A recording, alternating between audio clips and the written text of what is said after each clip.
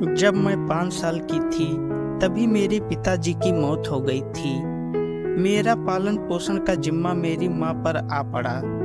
घर की माली हालत बेहतर थी। मेरी परवरिश बेहतर ढंग से हो सके इसका बेहतर इंतजाम था। मेरी माँ ने दूसरी शादी नहीं की। वे मुझको खूब पढ़ा लिखा कर डॉक्टर बनाने का सपना देखने लगी।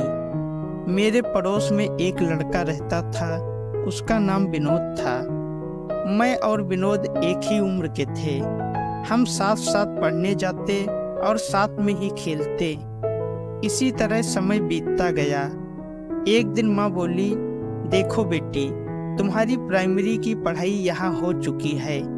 तुम्हें आगे पढ़ना है तो शहर जाकर पढ़ाई करनी पड़ेगी। शहर भी पास में ही है।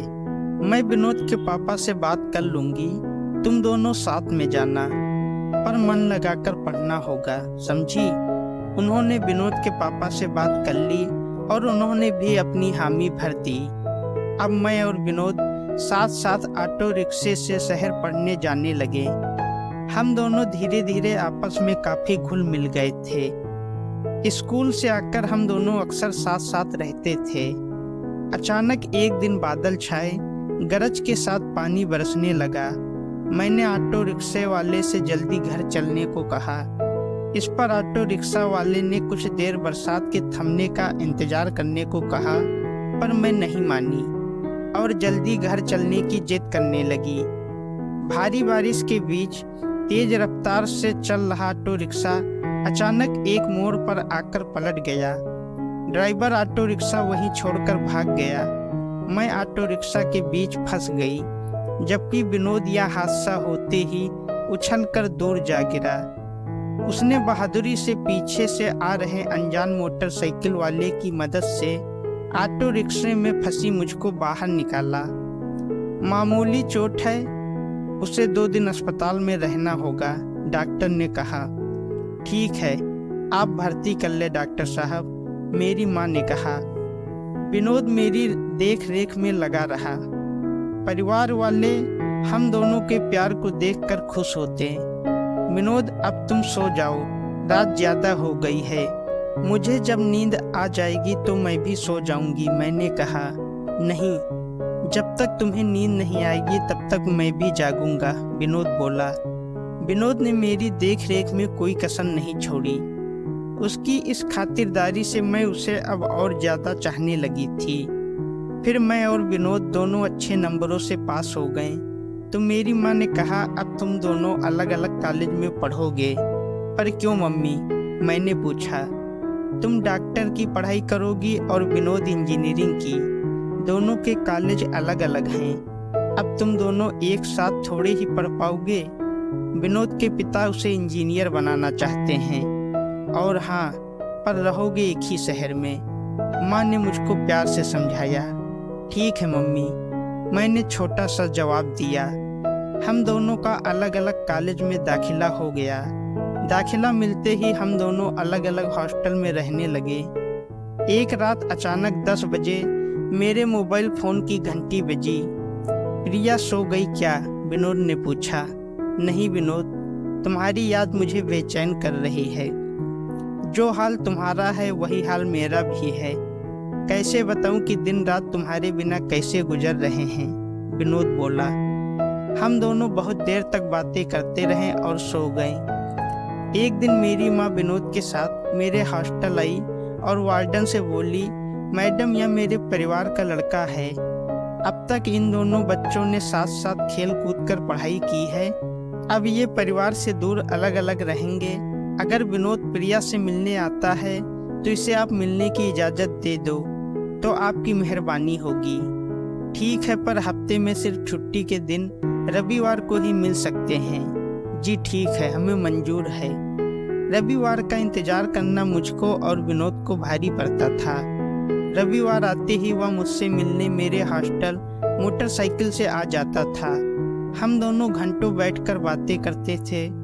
जाते जाते विनोद हॉस्टल के गेट कीपर को इनाम देना नहीं भूलता था। एक बार विनोद अपने दोस्त के साथ मुझसे मिलने आया और बोला, प्रिया, यह मेरा दोस्त अमन है। हम दोनों एक ही कमरे में रहते हैं। अच्छा, आप कहाँ के रहने वाले हैं? मैंने अमन से पूछा। जी, आपके गांव के पास ही। इस तरह विनोद ने अमन का परिचय कराकर उसकी खूब तारीफ की। अब तो अमन भी मुझसे मिलने विनोद के साथ आ जाता था। हम एक दूसरे से इतने घुल मिल गए जैसे बरसों की पहचान हो। समय का पहिया घूमा।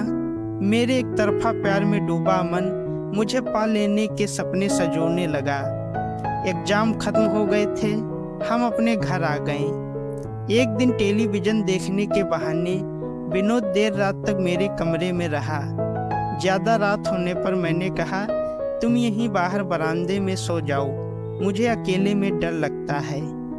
विनोद बरामदे में अपना बिस्तर डालकर सोने की कोशिश करने लगा, पर आंखों में नींद कहाँ, वह तो मेरे प्यार के सपने बुनने लगा था।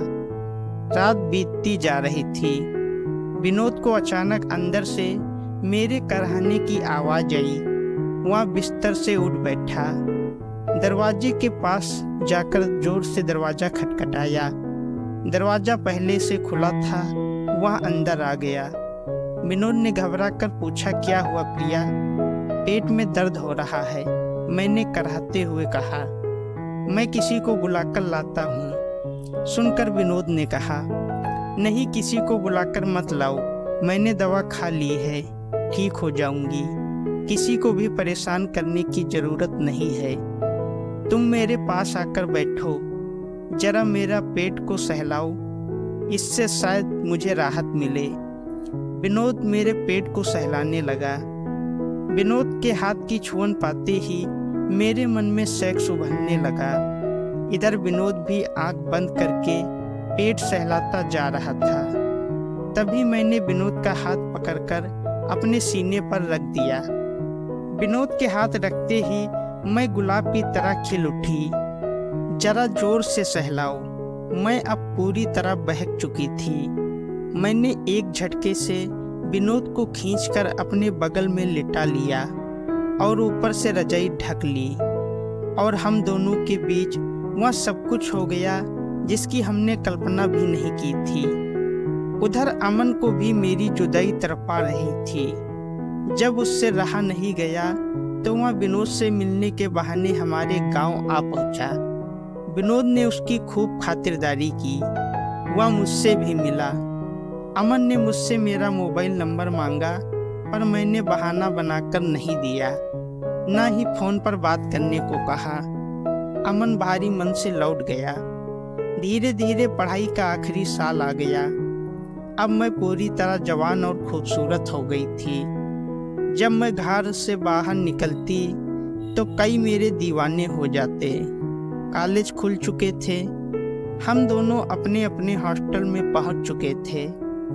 मेरे और विनोद के मिलने का सिलसिला परस्पर जारी रहा। ये बात अब अमन को भी पता चल गई थी। उसका दिल टूट गया। एग्जाम शुरू हो गए थे। आज मेरा आखिरी पेपर था। दूसरे दिन घर वापस आना था। प्यार से बेखबर मेरे पेट में विनोद का 3 महीने का बच्चा पल रहा था। कहा गया है कि आदमी जोश में होश खो बैठता है। डॉक्टरी की पढ़ाई करने के बाद भी मैं अपना बचाव नहीं कर पाई। जब मैं घर आई तो एक दिन मेरी तबीयत बिगड़ी तो माँ ने डॉक्टर को दिखाया। डॉक्टर ने जब उन्हें मेरे बारे में बताया तो उनके पैरों तले जमीन खिसक गई। माँ मुझको घर ले आई। माँ ने मुझसे पूछा कि किसका पाप पेट में पल रहा है, पर मैं खामोश रही, आंसू बहाती रही। विनोद पर कोई शक नहीं कर रहा था। बात धीरे धीरे गांव में फैल गई। हर किसी जबान पर मेरा नाम था। अगर मुझे शहर में पढ़ने को नहीं भेजते तो ऐसा नहीं होता। एक दिन गांव में पंचायत बैठी। सरपंच ने अपना फैसला सुनाया। पंचायत आज से इनका हुक्का पानी बंद करती है। कोई भी शख्स इनसे कोई ताल्लुक नहीं रखेगा। लड़की को फौरन गांव से बाहर कर दिया जाए। मोहब्बत करने चली थी, यही मोहब्बत करने वालों की सजा है। सरपंच का फैसला सुनकर मेरी माँ सहम गई। मेरे घर मायूसी पसरी थी। रात में सभी फिक्र में डूबे थे। जब सुबह आँख खुली तो मुझको न पाकर सब मेरी खोज खबर करने लगे। मैं और विनोद सरपंच के फैसलों को ठोकर मारते हुए दूर निकल आए थे अपनी जिंदगी की नई शुरुआत करने के लिए। दोस्तों, अगर आपको कहानी अच्छी लगी है तो वीडियो को लाइक करें, शेयर करें और हमारे चैनल को सब्सक्राइब करें। धन्यवाद।